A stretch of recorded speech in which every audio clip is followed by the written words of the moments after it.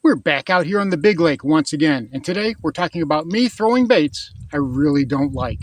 Can giving them a second chance change my mind about them? You don't want to miss this one. Stick around. Got him. Stay down. That's actually not a bad one. That's actually a pretty good one, kids. That's actually a really nice one.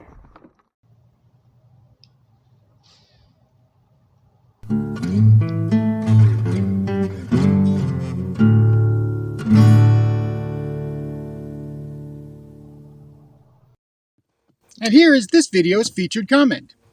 Congratulations! If you would like to have a chance to have your comment featured in an upcoming video, all you've got to do is leave a comment. And now, on with the video. Welcome back to Lowbrow Fishing. And as anglers, we like to fish what we're familiar with, right? What we feel comfortable with. We call them confidence baits for a reason. You put that bait in your hand and you feel like your chances of getting a bite, they go way up. You know, if you try something outside of your comfort zone, well, a lot of times we just really don't like to do that. We don't like to spread our wings much. We find what we like to use, and a lot of times we stick in that. Unfortunately, that can create a rut where if the fish just don't want to have anything to do with your confidence baits, then you've got no choice. You've got to step outside your comfort zone. So it's always good to expand your horizons. It's always good to broaden what it is that you consider a confidence bait, right? As many of those confidence baits as you can have, the better you'll be out on the water in any given situation. That's why whenever something new comes down the pipe, you know, a lot of times there's hype around things, and some of it's good, some of it's bad. Most of it is bad. But occasionally there are some baits that live up to the hype. Guys really seem to like them. They catch a lot of fish on them, and sometimes they seem to be a game changer, right? Case in point would be a chatterbait or, you know, Bill Lewis rattle trap. When those came out, they set the world ablaze, and we've got copycats. You know, the core tackle hover rig by Matt Steffen. Now we've got imitators and copycats coming out with that, but we know the core tackle one was the original, and that's what happens when anything, whenever it's good, whenever it's successful. But you guys know, I've talked about it before, I'm not the biggest fan of a jackhammer chatterbait. I know. You know, I get a lot of flack about that. How can you not like a jackhammer? I just don't. I don't have a lot of success on them. I much prefer a thunder cricket or a slobber knocker or something along those lines. For me, I have a lot more success on them, you know. But with that in mind, I actually have something called the Jackhammer Stealth. It's a smaller bladed jackhammer, and I picked those up on discount just on a whim because Academy was having a blowout on them. I think they were $4 a piece. So I picked up a bunch of them. You know, normally a jackhammer is what, $15, $16 in some places? I don't feel like paying that, right? Especially when a regular chatterbait suits me just fine. So I tried the Jackhammer Stealth, and I tried using it in different situations. My lake is very pressured. I decided I was going to give it a chance. Maybe it will work in my lake. And lo and behold, every single time I've used it now, I've been catching fish. So I've essentially changed my mind, at least on that particular chatterbait. On the Jackhammer Stealth, I'm sold. I really like those. They are an effective fish catching tool. So what are some other baits that other people really like that I don't? Well, here's one in particular, right? This is the Strike King Hybrid Hunter. And you can see this guy's pretty beat up. I've used it quite a bit. I got these right when they first hit the market. You know, I figured my lake is full of hydrilla, full of vegetation. That would be perfect for me. But you know what? I've never caught a single fish on them. As a matter of fact, the Hybrid Hunter made my 2022 list of worst baits of the year. I just don't like them. And other guys, they tell me that I'm crazy. They say that they catch fish on them all the time. So today when I got to the lake, I said to myself, I am going to change that. I'm going to give this bait a second chance. I'm going to tie it on, and I'm going to keep fishing with it for as long as I can just to see what happens. All right, we've got it. the old hybrid hunter. And I'll be honest, I don't even think I've had this thing tied on in probably a year. But we're going to give it a try. You know, like I said before, I am not the biggest fan of these. I know a lot of guys that really, really like them, but I am just not. So we're going to try it here, see how it does in the grass.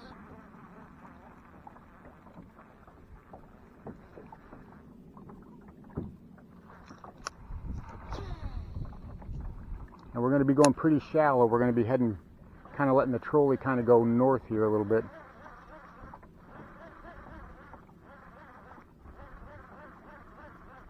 And that's kind of what we want to do, just kind of go north.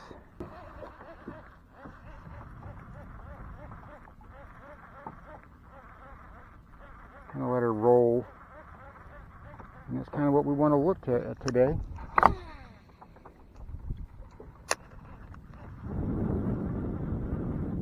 And see what we can get on these things.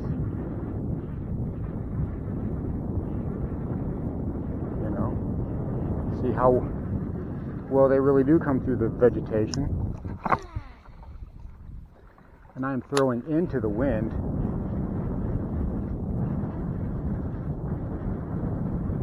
So we're going to see how well we do.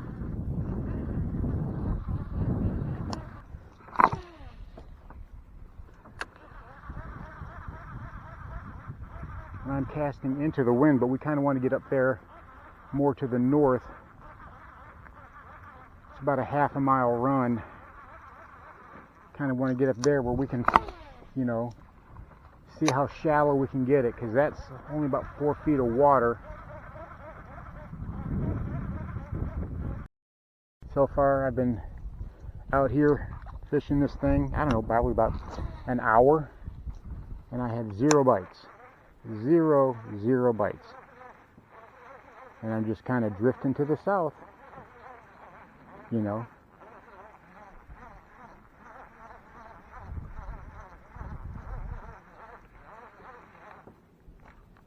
Oh, you're boogered up, aren't you? The thing stays boogered up. I'm trying, kids. I am really trying, but this thing, I'm having the hardest time trying to keep it clean.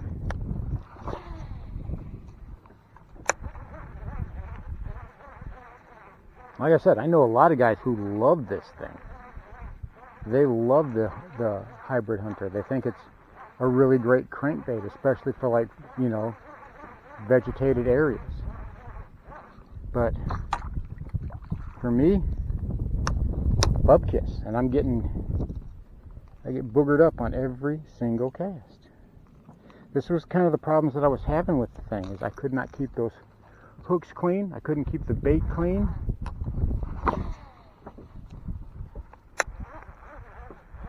And I'm not fishing the thickest vegetation here.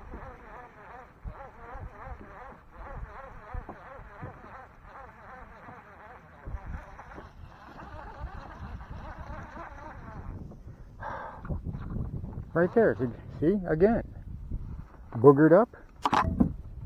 Maybe, I don't know. And I've got more than one of these baits, and every time I use, doesn't matter when I'm using them, that's the result every single time. Because I just get boogered up, the bait gets boogered up, and the bait stays full of gunk. And I don't catch any fish. I don't know what it is about this lake here and the other lakes that I fish. See, there we are again. I just don't know what it is about these particular fisheries that these just don't work well. They don't work well on these fisheries. So we're going to try over there.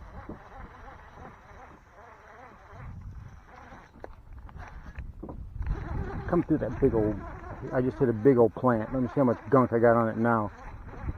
Oh, it's kind of going all over the place. Okay, it spit the hydrilla.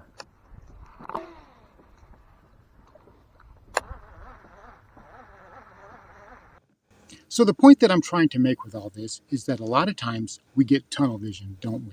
we get to where we don't want to fish anything outside of our comfort zone.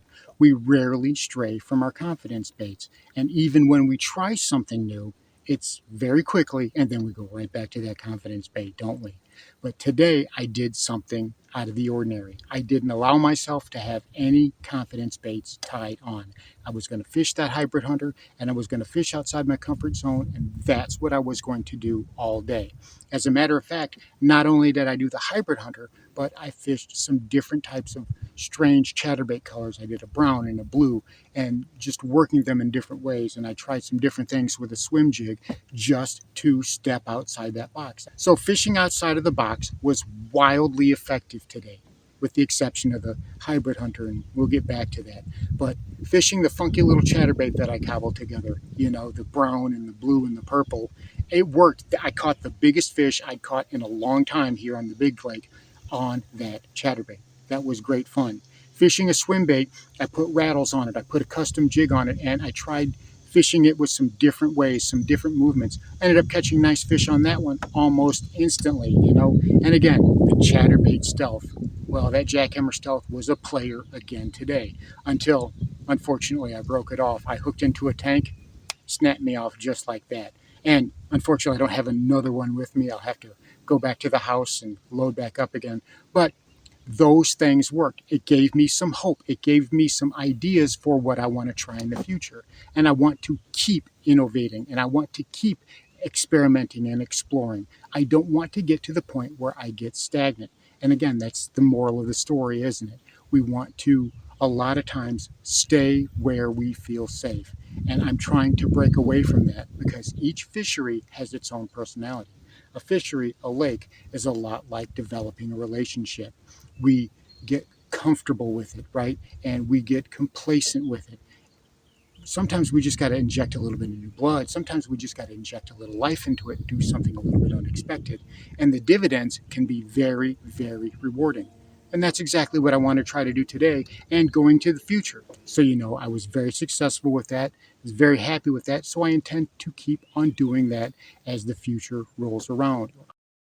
All right, we have one of my, this is a version, a kind of a different version of a 1/4 ounce bladed jig that I make. So I kind of want to try something a little different. I fished through here with that jackhammer stealth. I kind of want to fish through. I kind of want to use see if I can get a, you know, a little bit different reaction with a different style. And the ones that I make have got a lot of thump to them, so I'm going to see something.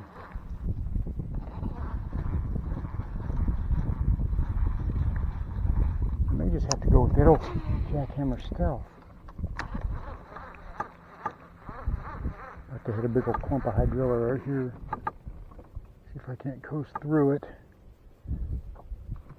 And then turn my motor back on. Got him. Stay down. That's actually not a bad one. That's actually a pretty good one, kids. That's actually a really, really nice one. Look at that. That's a good, I had him pretty good. Well, that's an unorthodox way of doing stuff. What do you think, about 3 pounds? Yeah, 2.41. 2.41. Can you see that? So that's a good fish. That's a good fish. I don't know how accurate that is, but that's still a really good fish. All right, dude. I sure do appreciate it. Beautiful, beautiful 2.5 pound fish. And away you go. That's the nicest fish we've caught in a minute. So there you have it. Don't be afraid to get outside the box, to put those confidence baits down and try something different. Don't be afraid to look at those baits that you never ever liked before, that you could not get a bite on. For some guys, it's a chatterbait. For some guys, it's a jig. Don't give up on those. Keep tying them on. Keep trying to catch fish, because if other guys are catching fish on them and you hearing that they're working and you're seeing that they're working, well, perhaps they can work for you too. Thanks for watching Lowbrow Fishing. We'll catch you in the next one.